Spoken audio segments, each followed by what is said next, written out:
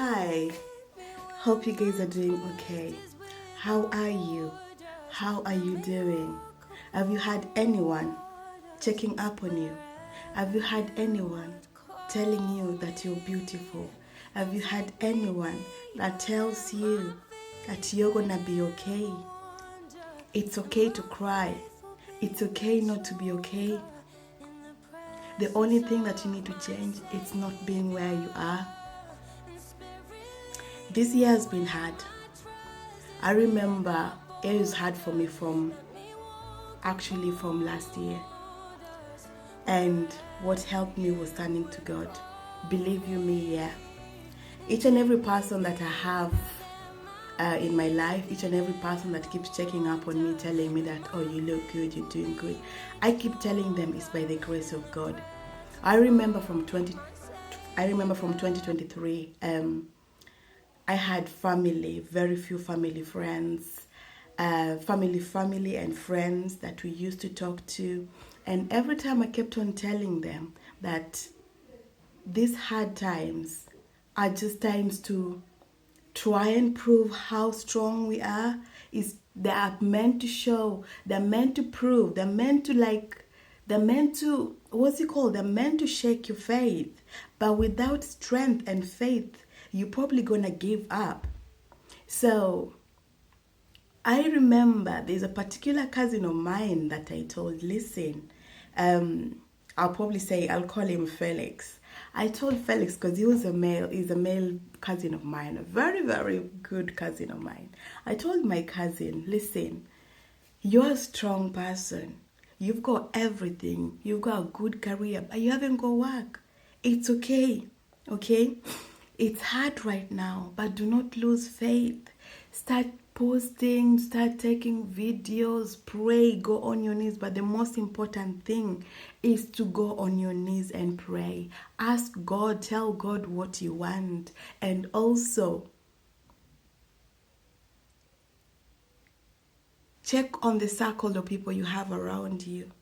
Because sometimes it's the people that you have around you that drains your energy, that sucks on your energy, right?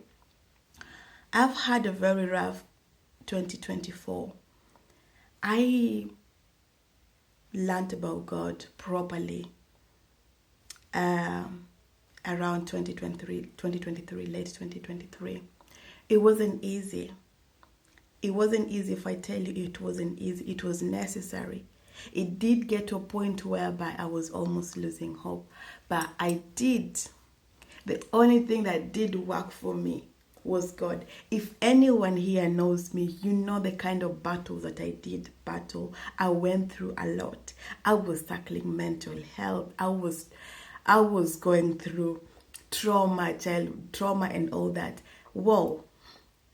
I am not seeking validation, because sometimes when people come here and say mental health is real, there's some people that bash them around saying, oh, you're here seeking attention or validation. No, I'm only coming here to tell people, or to tell someone that probably is in the same shoe as me, that you can do it.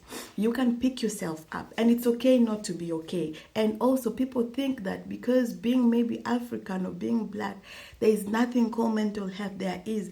Especially when you live abroad. Someone like me, I moved to this country 9 years ago. I moved here alone. I've always been alone since 2016 until now.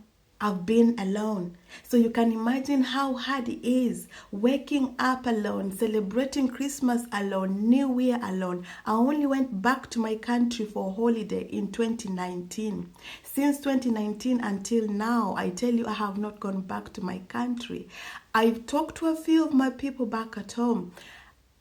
That's the only thing that keeps me going. And I just want to thank the very few people that I have in my life. I genuinely want to thank you. I want to thank the very few family members that did believe in me, or that do still believe in me. I thank my uncle that prays for me. I thank each and every friend that is in my life that actually believes in me. Those that have given me the words of motivation to keep going. You're my strength. You're my strength, because I've had a couple of friends that are I've had friends, I've had relationships that came into my life to break me in this country. I almost lost hope.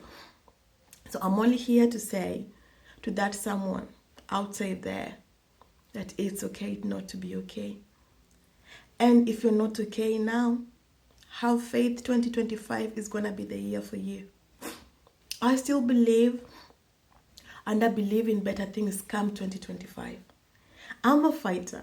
If anyone knows me out there, I'm a fighter. I'm someone that falls today. I'll probably stay there for probably like 10 minutes. 10 minutes means like a couple of maybe weeks, months, but then I will pull my SHIT together. I will pull myself out of whatever I am in. And to the friends and family that never believed in me, to the family members that still they still try to pitch into my life.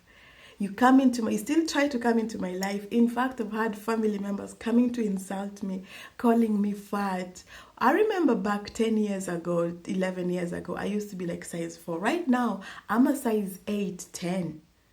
This is how I look. This is how I look right now, okay? This is how I look. I've had someone close to my family. I didn't know how to talk about this, but I've had someone close to my family. Someone very, very close. This is actually someone, my blood. And it's not the first time this person has insulted me. This one broke me. I mean, this person has always said things to insult me, to break me, but I feel like you've not been in my life for months. This person all of a sudden came into my life from nowhere. And she wanted to know what was going on in my life because obviously I started posting. The reason why anyway I'm posting is because if you see me posting a lot on social media, it's because I've decided to be a content creator. If you check right now, content creation pays. And you need to get out of your comfort zone. So the people that sit out down there gossiping others and that and talking about people's names, you've got a phone. Instead of wasting time gossiping and talking about others, you could be doing content creation. Let that gossip be a content creation. Let it be a podcast. Let it be a story. Stop wasting your time. Stop living people's lives. So going back to this story, I was talking about a close family member, actually a blood family member, that insulted me and called me fat. She actually told me that you're fat and you look like my mother.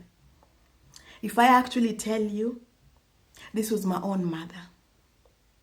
My own mother.